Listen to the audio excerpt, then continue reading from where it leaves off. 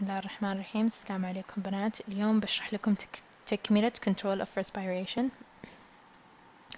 طبعا control of respiration احنا زي ما قلنا يكون في المظلة، لكن في أشياء أخرى تأثر على المظلة زي ما اتفقنا. في عندنا hearing brewer reflex تعطي negative feedback عشان توقف الانفليشن.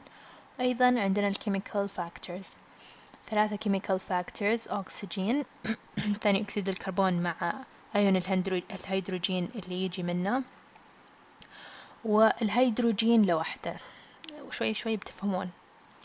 المعلومات هذه تجينا عن طريق afferent sensory neurons وتروح للمظلة وبعدين تسوي reflex.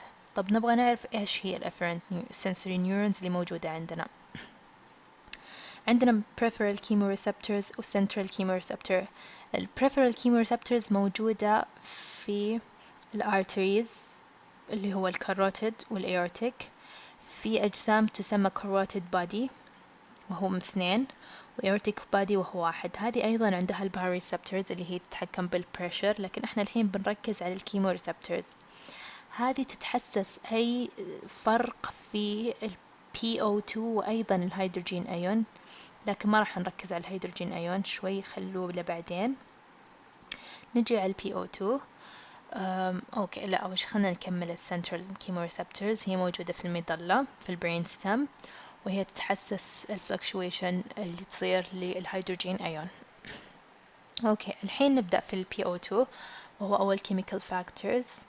هو في الحقيقة يشتغل فقط في حالات الامرجنسي واللايف سيفر، والسبب ان ال peripheral chemoreceptors اللي تتحسس الفرق في الأكسجين هي ما يصير لها فايرنج إلا لما تصير أقل من 60، إلا لما يعني ال PO2 يكون أقل من 60، والسبب إن هي في 60 وفوق لسه إحنا نكون في السيف مارجن حق الهيموغلوبين saturation، لكن لما نكون أقل من كذا بيصير في دروب يعني جدا كبير في الأكسجين وتبدأ حالة الإمرجنسي.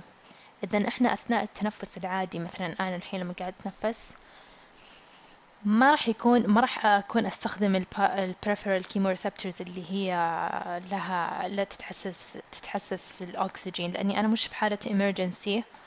الأكسجين عندي متوفر تقريبا 100 في الألفيولاي حقتي. فهذا هو الشيء المهم انكم تعرفون ان في الامرجنسي تشتغل ال PCR. طيب في حالة من الحالات اللي هي لما يكون عندنا كربون مونوكسيد بويزنينج، اللي يصير هنا ان ال PO2 يكون normal، لكن الهيموغلوبين يكون saturated مع الكربون مونوكسيد، فالجسم يبدأ يتهاوى لأنه ما في أكسجين، لكن البارشل بريشر يكون التغير فيه مش كبير، لسه التغير طبيعي. فاللي يصير الإنسان يموت موت صامت، يعني قاعد يموت بدون ما يصير فايرنج للبي سي ار، ولا يصير في هايبر فنتيليشن ولا شيء. عشان كذا CO هو lethal gas.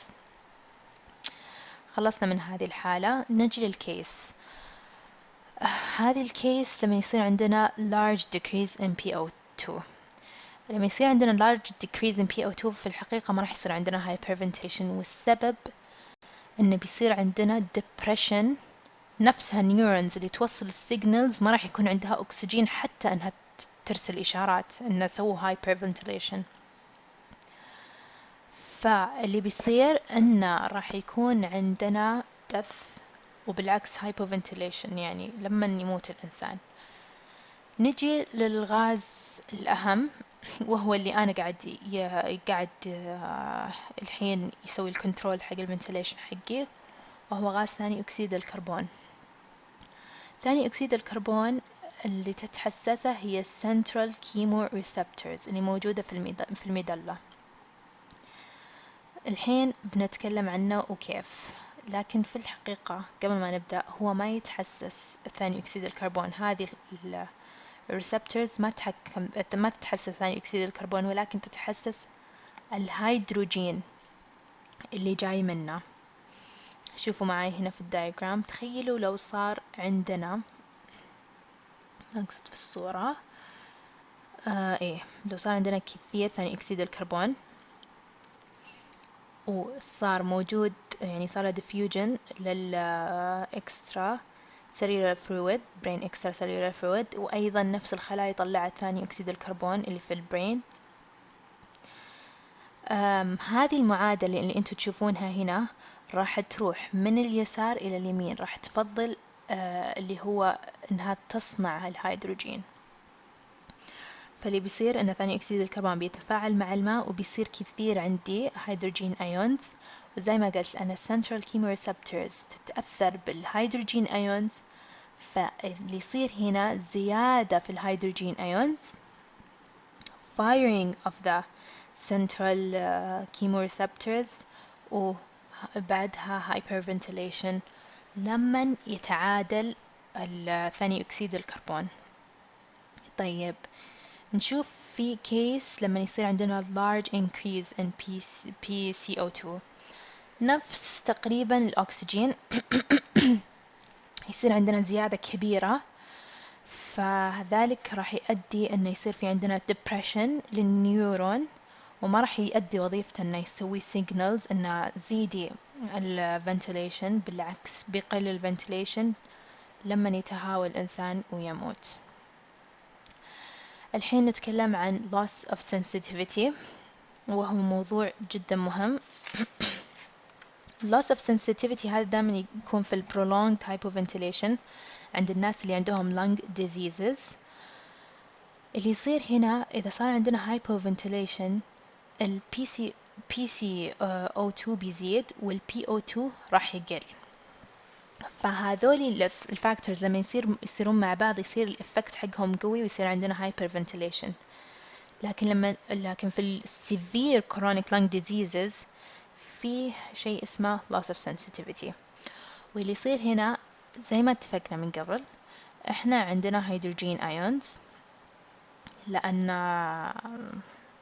هذا الإنسان عنده lung disease والكربون ما قاعد يطلع، ال CO2 ما قاعد يطلع من داخل الأكسليولار ما قاعد يطلع من داخل الجسم بشكل عام، فيصير عندنا كثير هيدروجين ايونز.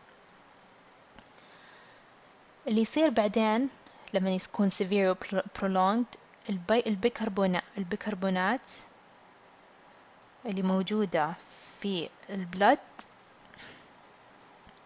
تدخل داخل عن طريق البلد brain barrier، تدخل داخل ال extracellular fluid of the brain وتسوي neutralization أو زي البفر يعني للهيدروجين ايونز، فما راح يكون عندي free هيدروجين ايونز وما راح تتأثر السنترال كيمو ريسبتورز، فهذا الإنسان ما راح يعتمد على ثاني أكسيد الكربون أنه يصير عنده hyperventilation، لكن راح يعتمد على ال O2 reduction in O2 أنه يصير عنده ventilation أو hyperventilation.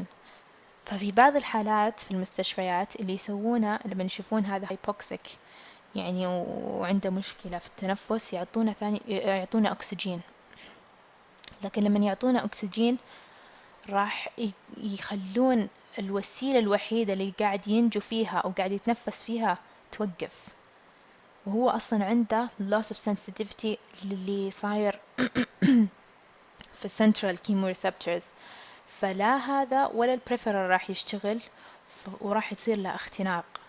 عشان كذا لازم يعني يكونون حريصين مع المرضى اللي فيهم هايبوكسيا أو عندهم severe chronic lung disease. نيجي الحين ل non CO2 induced hydrogen. في عندنا هيدروجينات تكون في الدم لأسباب مختلفة زي في الدايابيتك individuals، لكن ما تكون جاية عن طريق ال CO2.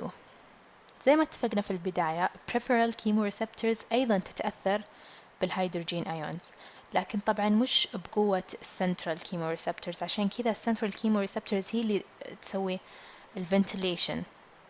أول شي أو اللي هي تسوي هايبر فنتيليشن، لأن هي أقرب إلى البرين ستام، أو هي أصلا في البرين ستام، وأيضا تتأثر أكبر. لكن هنا لما يكون عندنا في البريفرال كيموريسبتورز وعندنا هيدروجين قاعد يسبح في الدم، وصار عندنا مثلا أسيدوسز، كثير هيدروجين، يصير عندنا هايبر فنتيليشن زي ما انتم شايفين هنا. ويصير لما يصير عندنا هايبر فنتيليشن يرجع الكونسنتريشن حقت الهيدروجين زي ما كانت. إذا respiratory system plays a role in acid base balance. هو مو بس يخرج ثاني أكسيد الكربون ويدخل الأكسجين، هو أيضا يلعب دور في الأسيد بيس بالانس. هذا أهم شيء تفهمونه في النقطة هذه. نجي للإكسرسايز وهي النقطة ما قبل الأخيرة. طبعا في الإكسرسايز شافوا العلماء أن الرياضي أول ما يبدأ يسوي رياضة على طول يصير عنده هايبر فنتيليشن، حتى قبل ما يصير في عنده تشينج في الجازز بريشر في الارتريز. فاستغربوا يعني ايش الشيء اللي قاعد يأثر ويخلي الإنسان يتنفس بسرعة حتى يعني أسرع من لما يصير في changes. واستنتجوا هذه الأربع أسباب. طبعا للحين هم مش satisfied من هذه الأسباب، بس يعني يحسون إنها ترضي غرورهم، يعني خلينا نقول. الزبدة، الزيادة في التمبرتشر. لما تزيد التمبرتشر السويتنج ما يكفي إنه يبرد الجسم، فزيادة على هذا التنفس عشان يقلل الحرارة. هذا باختصار يعني الشديد. reflexes from body movement. الجوينتس لما تتحرك سواء involuntary أو involuntary ترسل إشارات لل respiratory centers إن نسوي hyperventilation. الابنفرين يعني sympathetic effect معناتها hyperventilation. وأيضا impulses from cerebral cortex، هنا من الموتور region. والسبب أن يزيد عندي الديماند أو الفيزيكال activity، فالموتور ريجن أيضا يرسل رسالة للريسبيراتوري سنتر أن يزيد الفنتيليشن. وأعتقد هذا أنه له دخل بالميموري. الإنسان خلاص عرف أن كل مرة أنا أسوي رياضة بحتاج أكسجين، فخلاص من بدايتها أتنفس بسرعة. المهم نيجي الحين لللاست بوينت وهي الموديفيكيشن of ventilation. أيضا في أشياء تغير من الفنتيليشن لكنها ما لها دخل في كل هذول الثانيين. الحين بنشوف إيش هي. sneezing عشان to remove اللي هو الشيء اللي مزعج الإنسان أو غبرة أو أي شيء. الكحة أيضا reflex عشان مثلا تحرك الميوكس. وأيضا اللي هو swallowing. طبعا زي ما تعرفون لما يبلع الإنسان يتوقف التنفس وهو ريفلكس، طبعا ما يقدر الإنسان يتحكم فيه. البين لما الإنسان يشهق من الألم. الضحك أيضا. والسينجينج في نيرفز رايحة من السيربرا من الدماغ على طول للدايفرام، وهي لأن الدايفرام سكيلت المصل فأنا أقدر أتحكم فيه وهو في أثناء السينجينج. وأيضا الهيكابس. طبعا الإنسان هنا يكون الدايفرام حقه involuntary يصير له involuntary contractions، وهذا اللي يصير اللي هو الهيكاب. بس هذه هي الأشياء المهمة في المحاضرة. لازم تحفظون الأشياء الموجودة وركزوا كويس، وإن شاء الله تكونوا فهمتوا. بالتوفيق.